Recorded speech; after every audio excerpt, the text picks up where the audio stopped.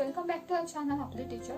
तर आजच्या एपिसोडमध्ये आपण क्लास 7 मॅथ्समधील 9 चॅप्टर पाहणार आहोत, डायरेक्ट प्रपोर्शन आणि inverse proportion.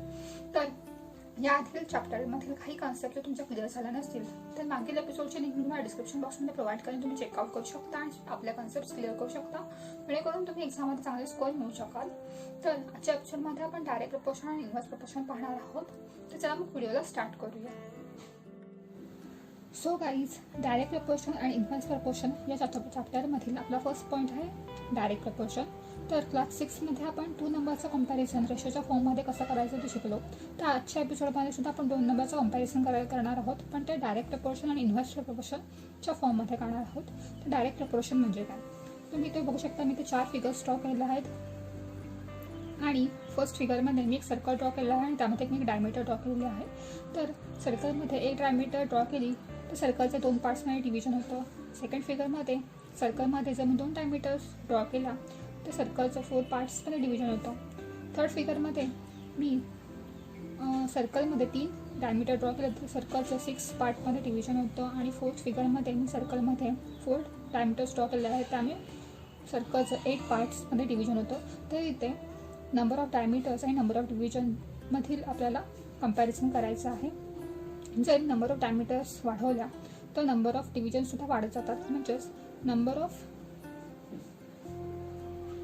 Diameters divided by number of divisions equal to, तुम्ही ते बघू शकता. मी ते 1 डायमीटर ड्रॉ केले आहे, त्यामुळे सर्कलचं 2 पार्ट्समध्ये डिव्हिजन झालेलं आहे.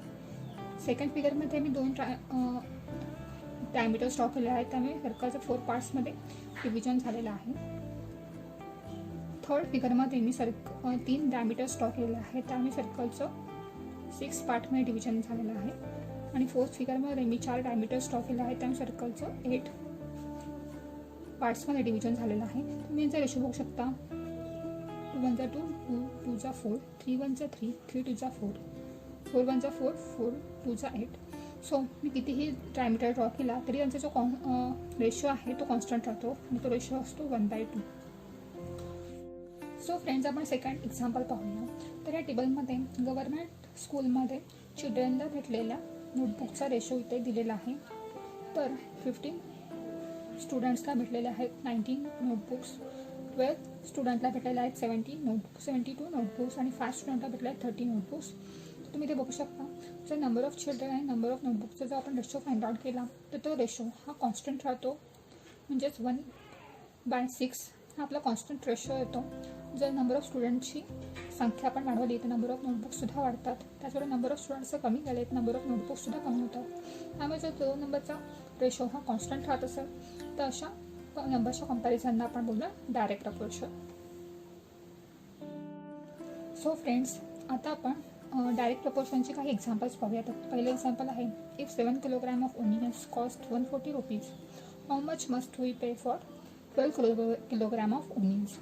सो इथे 7 किलोग्रॅम ऑफ ओनियन्सची प्राईस त्यांनी दिली 140 रुपीज, त्यामुळे 12 किलोग्रॅम ऑफ ओनियन्सची आपल्याला प्राईस त्यांनी विचारली आहे. So let suppose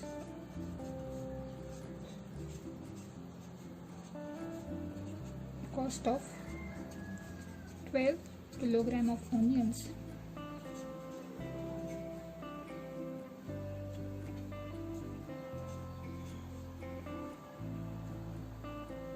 is X rupees.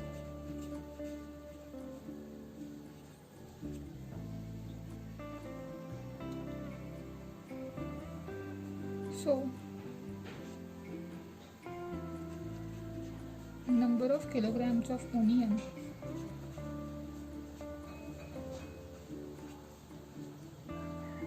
and cost vary in direct proportion.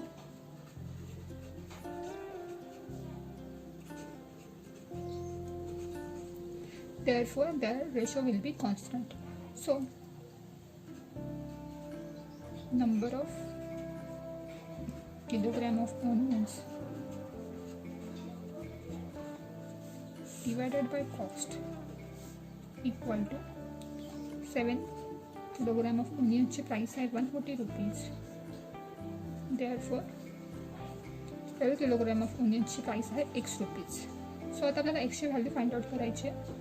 So इथे आपण सिम्पली मल्टिप्लिकेशन करणार 7 × x इक्वल टू 140 × 12. सो इथे आपण मल्टिप्लिकेशन केलं, 7ला एक्सने आपण मल्टिप्लाय केलं आणि 140ला 12ने मल्टिप्लाय केलं. सो आपल्याला एक्सची व्हॅल्यू फाइंड आउट करायची आहे. त्यामुळे 140 × 12 डिवायडेड बाय 7. तो 7 इथे मल्टिप्लिकेशनमध्ये आहे, तो इथे डिव्हिजनमध्ये जाणार. त्यामुळे एक्सची व्हॅल्यू आली ₹240. Therefore, cost of 12 kilogram of onions is ₹240.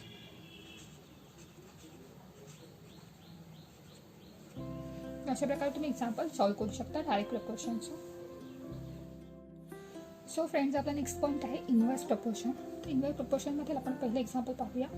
If 15 workers take 8 hours to build a wall, how many hours will 12 workers need to build the same wall.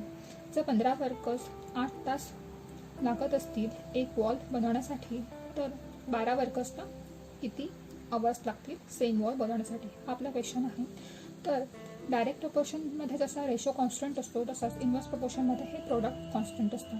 त्यामुळे जर आपण नंबर ऑफ वर्कर्स वाढवलेत, त्यामुळे जेवढे नंबर ऑफ अवर्स लागतील त्यांची quantity ही कमी होईल किंवा नंबर ऑफ अवर्स कमी होतील.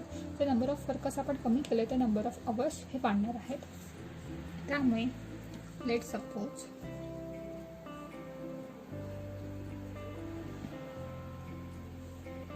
Twelve workers need 6 hours to build the same wall. Therefore, the product of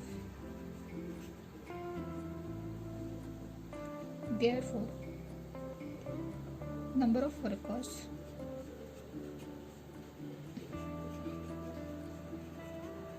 and number of hours needed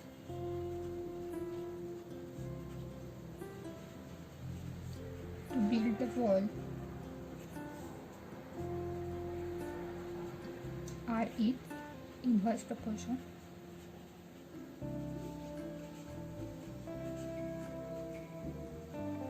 so inverse प्रपोर्शनमध्ये दोन नंबरचा प्रोडक्ट कॉन्स्टंट असतो. त्यामुळे 15 वर्कर्सला जर 8 hours लागत असतील तर 12 वर्कर्सना आपण x hours लागतात असं कन्सिडर केलेलं आहे. तर आपल्याला एक्सची व्हॅल्यू फाइंड आउट करायची आहे. त्यामुळे 12कडे मल्टिप्लिकेशन नाही, तुझ्या डिव्हिजनमध्ये जाणार. 15 × 8 divided by 12 equal to x.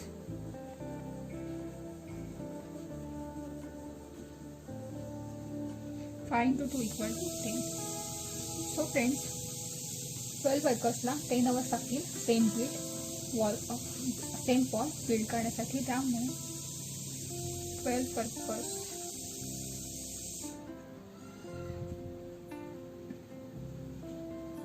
needed 10 hours to build the wall. तर अशा प्रकारे तुम्ही इन्व्हर्स प्रपोर्शनचं एक्झाम्पल सॉल्व करू शकता. डायरेक्ट प्रपोर्शनमध्ये जसं रेशो कॉन्स्टंट असतो तसं इन्व्हर्स प्रपोर्शनमध्ये हा प्रोडक्ट कॉन्स्टंट असतो.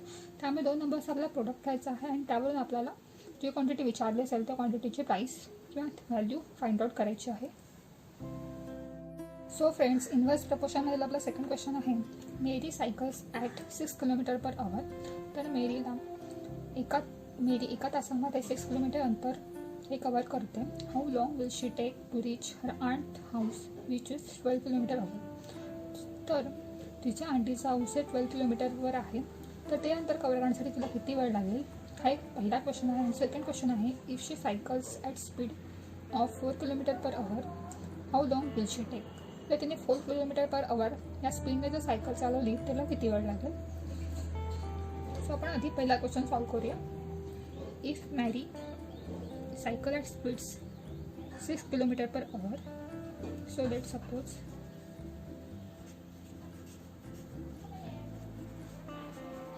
Mary will take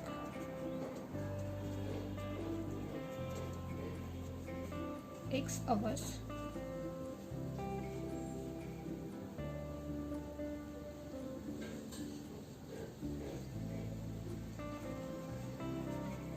cover 12 kilometer. Therefore,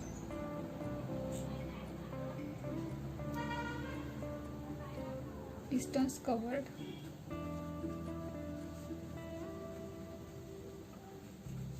and time required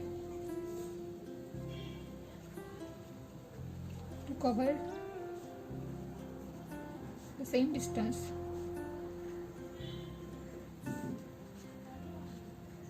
are in direct proportion.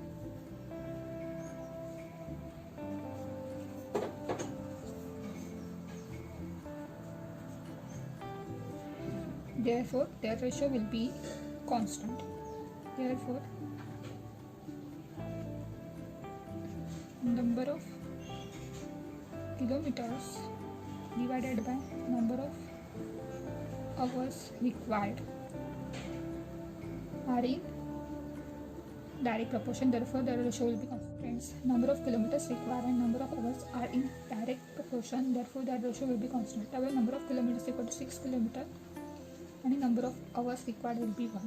त्यामुळे आपला 6 किलोमीटर डिस्टन्स कवर करायला 1 आवर लागतो, तर 12 किलोमीटर डिस्टन्स कवर करायला x आवर्स लागतील. सो इथे आपण मल्टिप्लिकेशन करणार 6 × x इक्वल टू 12 × 1. सो आपल्याला एक्सची व्हॅल्यू फाइंड आउट करायची आहे.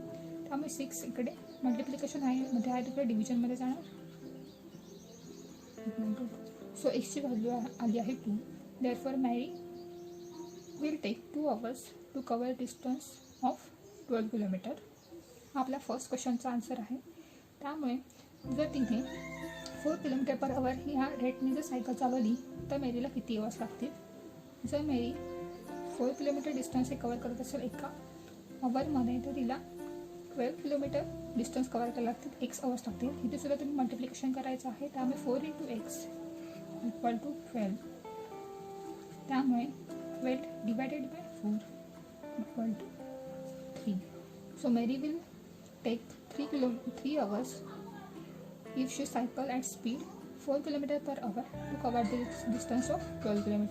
So Maryला 3 hours लागतील 12 किलोमीटर डिस्टन्स कवर करायला. जर तिने 12 kilometre per hour 4 kilometre per hour या स्पीडने सायकल चालवली तर. सो फ्रेंड्स, तुम्हाला आजचा एपिसोड कसा वाटला हे नक्की कमेंट सेक्शनमध्ये कळवा. व्हिडिओला लाईक करा आणि चॅनल सबस्क्राईब करायला विसरू नका. नेक्स्ट व्हिडिओमध्ये आपण पाहणार आहोत पार्टनरशिप. तर नेक्स्ट व्हिडिओ सुद्धा नक्की पहा. आपण पुन्हा भेटूया अशाच एका नवीन व्हिडिओमध्ये. तोपर्यंत बाय बाय.